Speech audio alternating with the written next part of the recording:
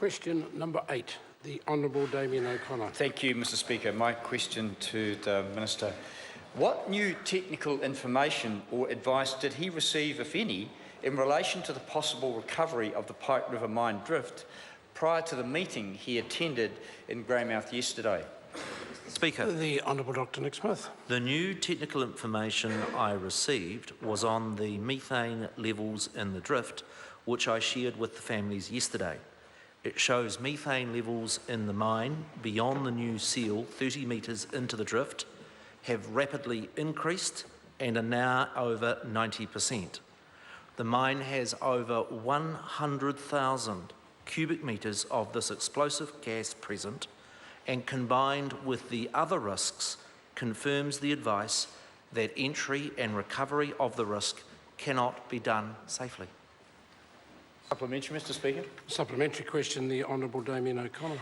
Mr Speaker, why will he not take the advice of the former Chief Inspector of Mines with 40 years international mining experience, who spent several years fixing the regulatory failings of the Pike River disaster, and override the decisions of the board of a bankrupt company, Solid Energy, and allow the recovery of the drift? Mr Speaker.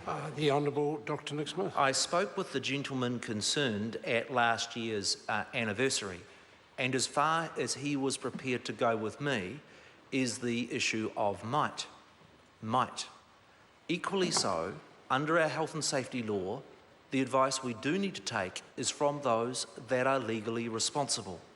Over $5 million has been spent on investigating whether it was possible to gain entry to the drift, and the conclusion of that advice is that it could not be done safely.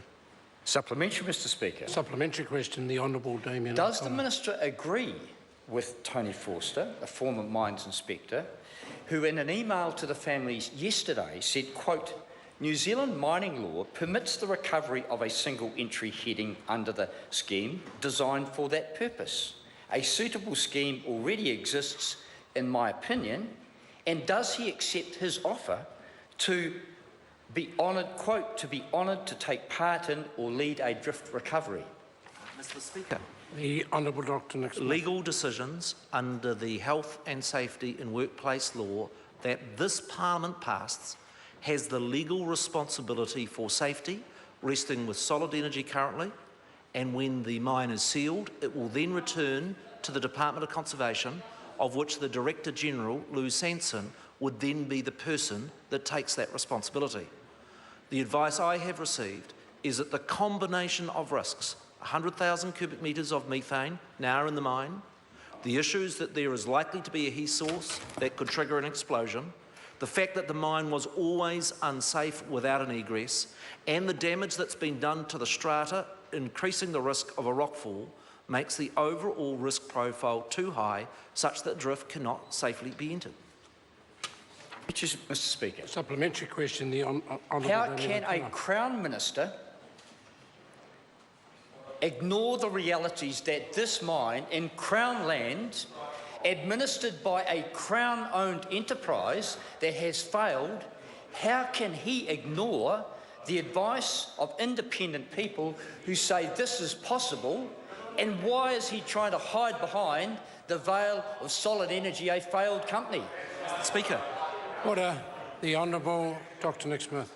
Mr Speaker, when the Pike Company transferred the site over to Solid Energy with an explicit directive and budget from this government to develop a plan for entry to the drift, both that member and the families welcomed Solid Energy taking over because they were New Zealand's largest mining company, most likely to have the expertise around safety. What I find galling from that member is that the very lessons of Pike is that we should not be cavalier about safety, that we should follow the law that this Parliament passed, and that we should follow the very best of expertise in ensuring the safety of New Zealand workers. Mr Speaker.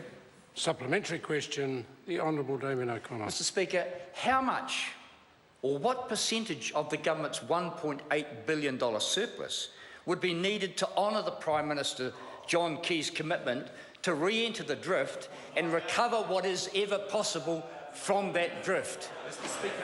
Order. The Honourable Dr. Mr. Speaker, I have reviewed multiple quotes from the Prime Minister, and when he said at the time of the disaster that the government would make every effort to get access to the drift, he conditioned it absolutely properly, if it could be done safely. And I say to this House, after the loss of life at Pike, why would we now want to be cavalier about safety?